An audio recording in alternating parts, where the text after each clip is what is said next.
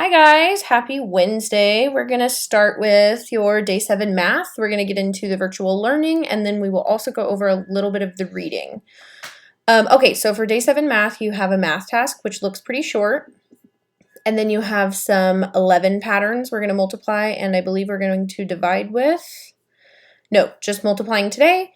And then you're going to do your math fluency. So we will start up at the top with your math task. So today's math task says, Marin forgot some of her 12's facts. Good thing we know our 12's, right? She wants to find 6 times 12, but all she can remember is 5 times 12 equals 60.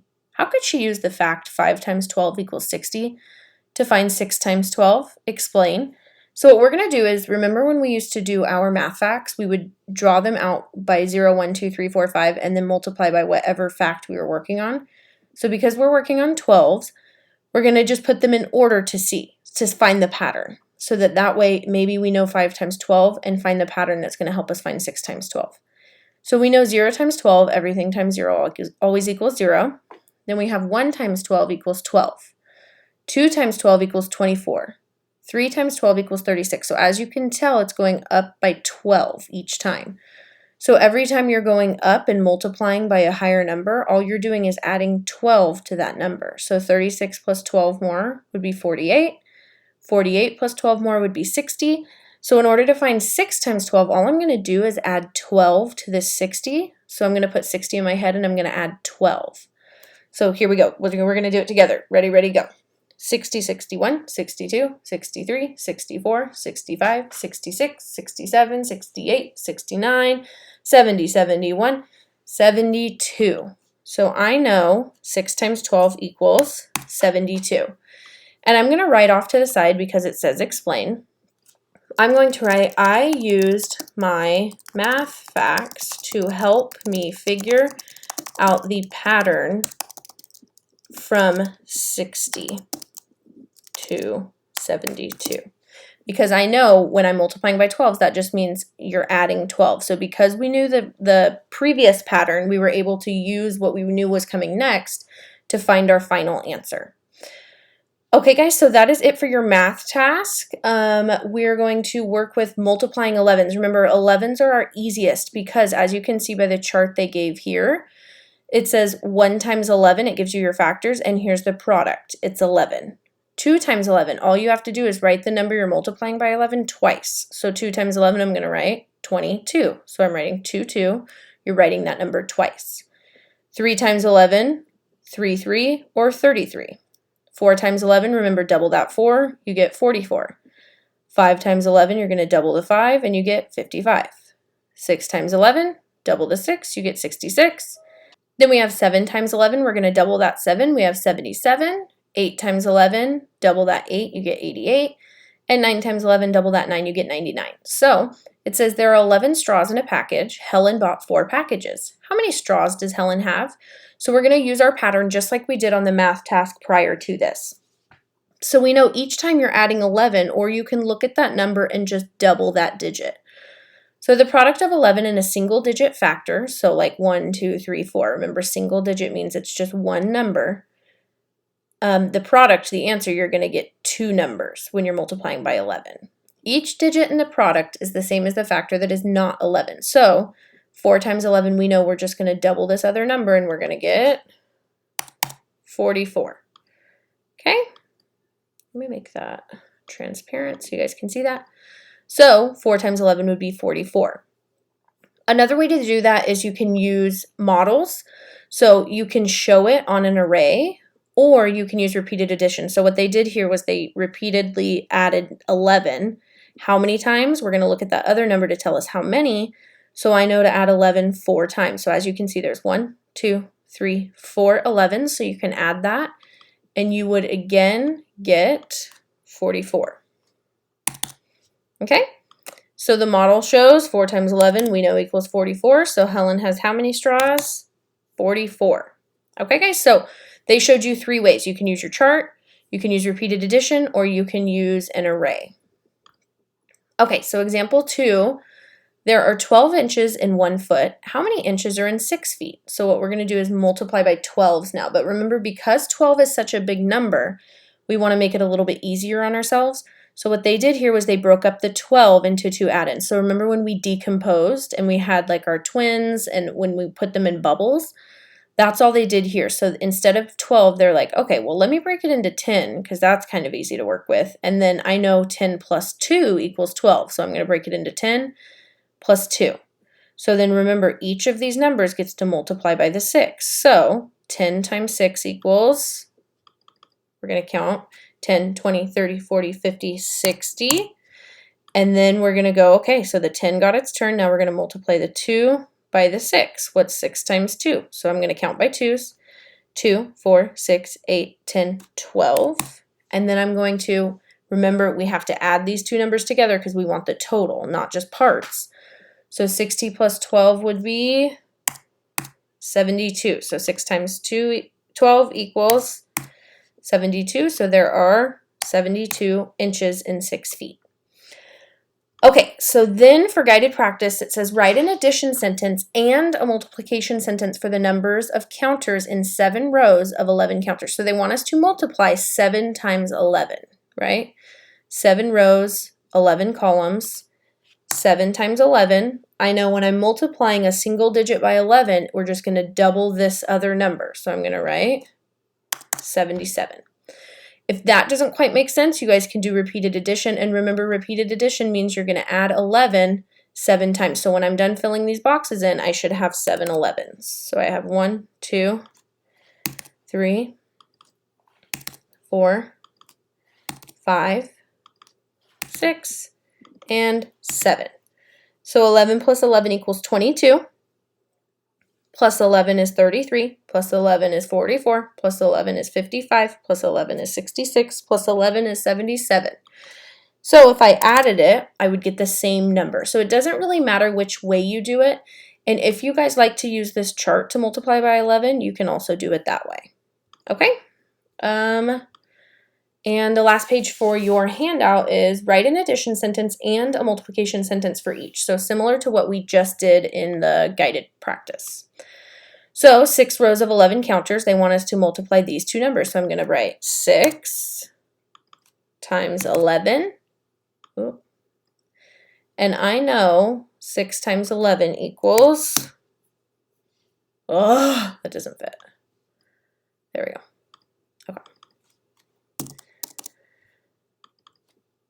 Okay, so we're going to do 6 rows of 11. So they want us to multiply 6 times 11.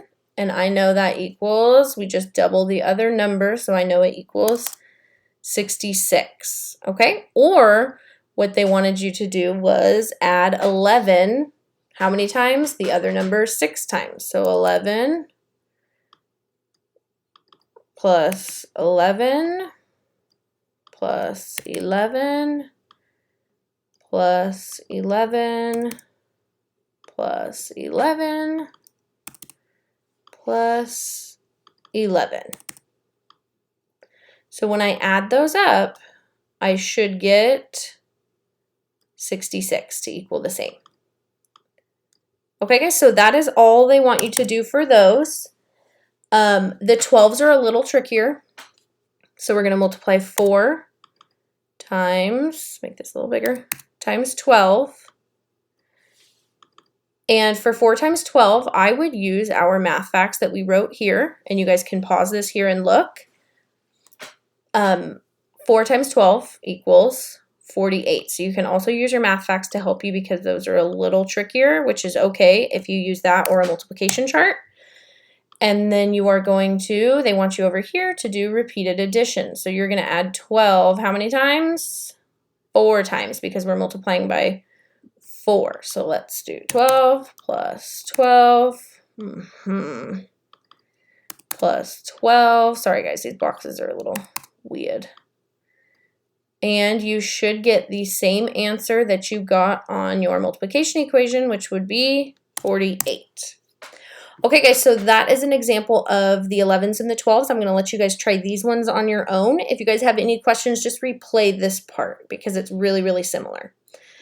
The last thing you're going to do, it says draw a line to match each fact to its decomposed parts and then find each product. So What they're saying is what they did was they decomposed the bigger numbers, so the 11s, the 12s, the 12s, the 10, and the 10s, right, over here.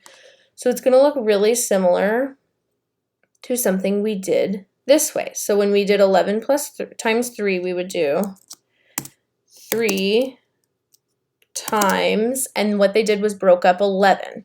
So they're going to break it up into 10, and then remember we add, our 3 stays the same, times, we did 10, 10 plus something equals 11, so it would be 10 plus 1. So this is all they did. It just looks weird because it's a little bit of a different layout.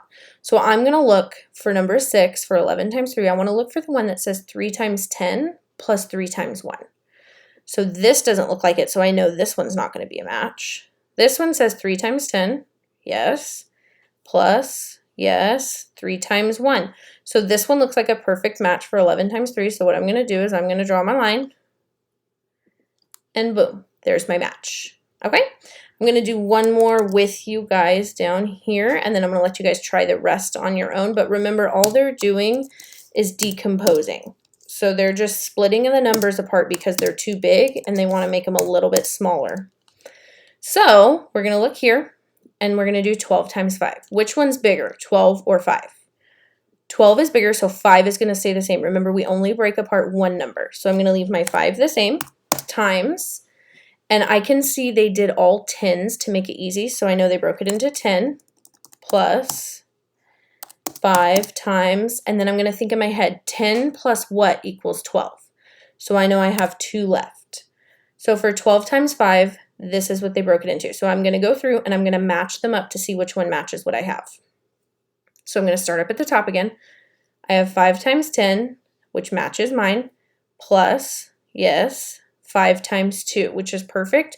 So I know that that is a match for 12 times 5, because that is another equation that's going to help me solve that a little bit easier because they are smaller numbers. Okay, guys, so that is all you have to do. I hope these ones are a little bit easier. If you get confused, just rewind and rewatch this, and you're going to do it the same exact layout. So remember, this 9 is going to stay the same, and all they did was break the 12 into most likely 10 plus 2. Down here, they left the 9 the same and broke the 11 into most likely 10 plus 1. And down here, they probably left the 5 the same and broke up the 11 into 10 plus 1. If you guys have questions on this one, let me know. I know it's very tedious and there's a lot of details in it, so comment down below if you have any questions or message me.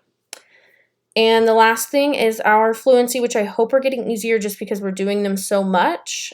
We do have a 12 today, so this one kind of goes with our math task, which is perfect. So it says use any strategy. So I went back to our math task and what we did, and it kind of gave me an idea. I'm just going to use my math facts that I know, and I'm going to put them in order all the way up until my other number that I need. So all I did was follow that pattern, which was easy for me because I started at 0. I was like, okay, 0 plus 12 would equal 12. Then I put 12 in my head and I added 12 more, and I knew 2 times 12 equaled 24, and I kept going until I got to 12 times 7, which I figured out equaled 84. Okay? Then over here they wanted you to use models or visuals, so what I did was I made 7 groups and I put 12 X's in each of my group, and when I added them up, I knew I was correct because it matched my other answer from my other way of doing it. And then they want you to write a story, which, as you know, we always do word problems. So I said there were 12 groups with 7 students in each group. How many students were there all together? So I know that each word is going to tell them to multiply, so they'll know it's 12 times 7. And the last thing, remember, when we are checking our answer to make sure it is correct, we're using the inverse. And remember, inverse is just a fancy word for opposite, so I know the opposite of multiplication is division. And remember, when we're checking, we work backwards to forwards. So I start with my answer, which is always the biggest number. So I know it's 84 divided by, and I'm just going to go right in order, divided by 7, and it should equal 12. Or I could have done 84 divided by 12 equals 7, because remember, the divisor and the quotient are interchangeable. But you cannot change your dividend. Okay, guys, so that is it. I hope that was helpful. That's it for the packet. The other thing you had to do for the packet was for your reading, they wanted you to tell the difference between weather and climate. Remember, we went over this in class when we read this story together. And it was really difficult to kind of understand. But remember, we said that climate is long-term temperature, and when you're visiting somewhere, it's kind of the climate that you're expecting for a season. Weather would be more like, what's the weather for today? Today it might rain, but tomorrow it might be 80 degrees. So this one is very short-term weather, and climate is what the climate of a place usually is. It's something you can predict based on patterns of seasons.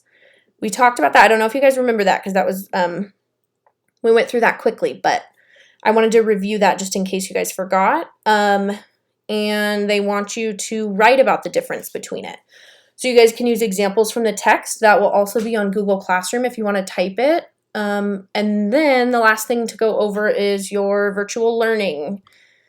If you wanted to do the virtual learning packet instead, today you guys would do Tuesday because remember, we started a day late because you had Monday off.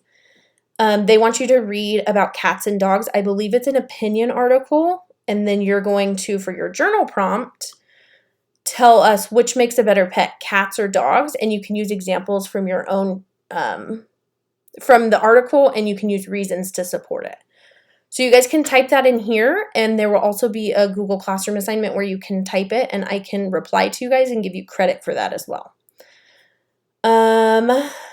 The last thing you have freckle math, which is going to give you number and operations in base 10, which is more of what we did in the beginning of the year. So it might feel a lot like review, but I think that's a fun one. And then your last thing you're going to do is your SEL/movement. So that would be your gratitude journal. So your prompt for today is 3 great things that happened to me this week were. So they want you to think of the little things, something yummy you ate, maybe a walk around the block, a good book you read. Maybe it was just saying hi to someone you haven't seen in a while, but they want you to draw 3 pictures of them. I love seeing these. Thank you to the students that are doing these. It's really fun to see the Google Slides. I love that you guys do those and you can put pictures in and then kind of put captions to explain them. And you can even put pictures of things in your real life into your Google Slides using your Chromebooks. And that is it for virtual learning. I hope that this helped, and I'll see you guys tomorrow. Bye, guys.